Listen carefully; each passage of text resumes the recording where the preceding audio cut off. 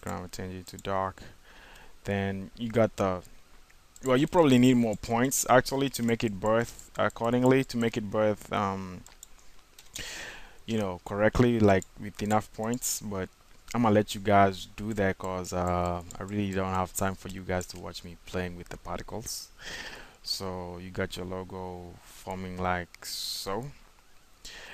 And just as an idea, there's something called metaballs.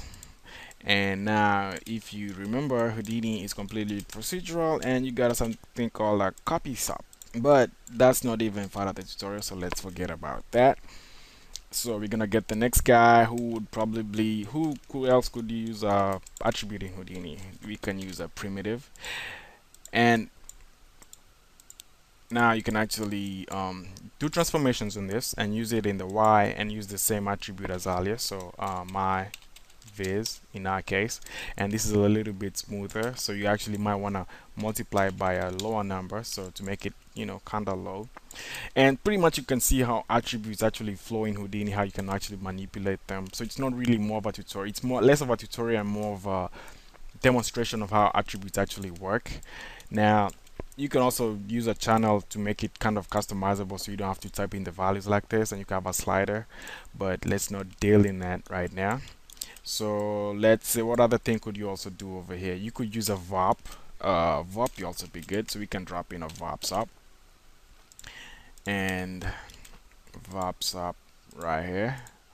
And let's visualize the VOP. What can we do with VOPs? Well, VOPs, there's a lot of stuff that you can do. And well, for one, let's get this point data, and we can break down the point data into the 3 vector floats, which actually would be vector to float.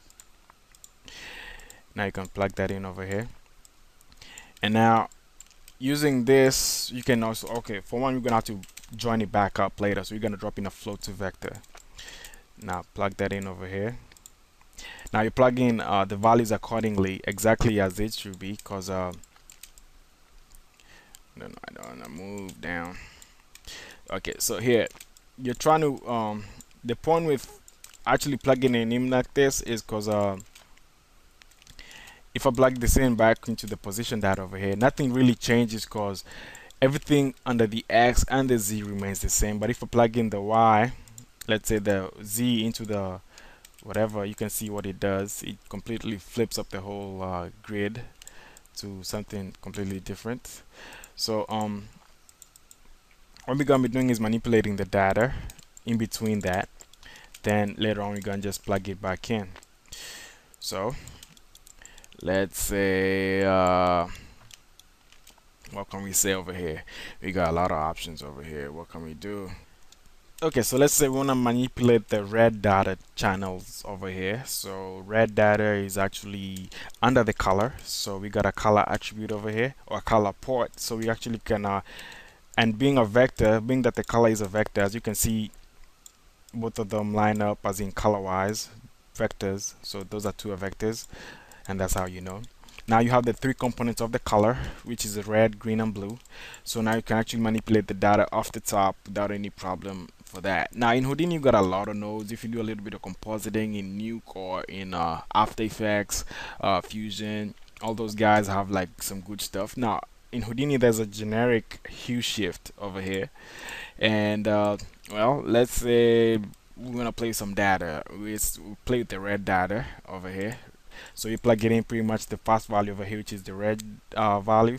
So it's red, green, and blue. So we get in the red value and put it under the shift, and it's gonna produce a color. So you can actually visualize the color by plugging that in into the color over here. And as you can see, it's completely black, of which as you can see over here, now you can get all these hue changes. Now if you play with this, you get the different values, as you can see. But in our case, what we're gonna do is actually more like let's say we're gonna break this down, this color, one more time. So we're gonna get a vector to float again and plug this in over here. And what you're gonna do with that after that is get a float to vector in order to join all the stuff back up to the original data. It actually doesn't make sense a whole lot when you're trying this, but This is the original red color, which is actually what you have visualizing before this. So if I actually go ahead and disconnect this, that's the original colors that you're looking at. So what you're doing right now is just checking the color, which is a black value pretty much, and let's say you want to add it up, or you want to actually bring back the components and merge in the green, but you want to leave out the blue. So pretty much no blue will come in from here, so pretty much the blue is going to be left out, but you're going to take the green and the red, which is actually shifted now to pretty much black, I would say, and now you can actually just plug in the color to here, and now you have this outline, you would say, outline, yeah, outline, I would say. So you have an outline of the logo, and now you can pretty much get a luminance if you want, and luminance plugs into here, and it produces a black and white value, which actually, if you plug in over here, you can actually see it's a black and white. And if you actually wanna you can use if you want to amplify it, you can actually use a multiply constant, and that way you can actually just increase the threshold or the value of the white to something out of gray or something like that, but it depends on what you really want to do. So I'm gonna go ahead and plug in the color back in, and go ahead and for the luminance, the value that we got out of the luminance, from the float to the luminance to the multi-constant, I'm gonna plug in the output value, which is actually a float, into the Y value over here. And well, I had actually increased the value a whole lot, so I'm gonna reduce that.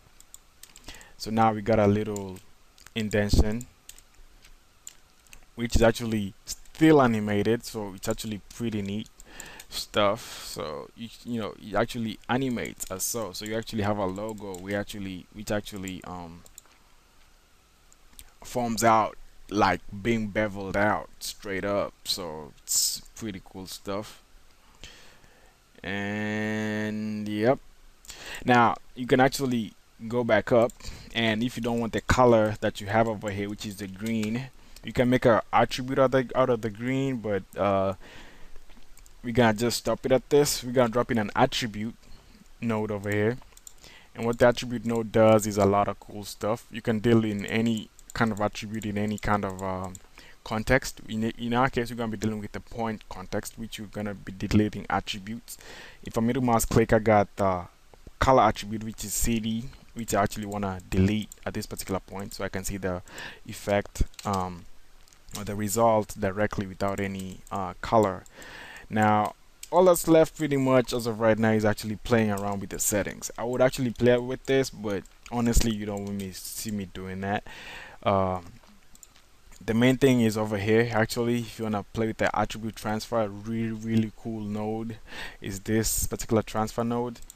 And paint node, by the way, over here, even though I didn't talk about this, just check on the nodes, like white to red gives a different result if I done a grayscale and different from the black body. So pretty much all of this stuff is different. So if you want to manipulate the white values only without the red values, you get different results every single time. As you can see now, the M can hardly show. If I actually turn off specular highlights, the M hardly shows because the black body gives a different result than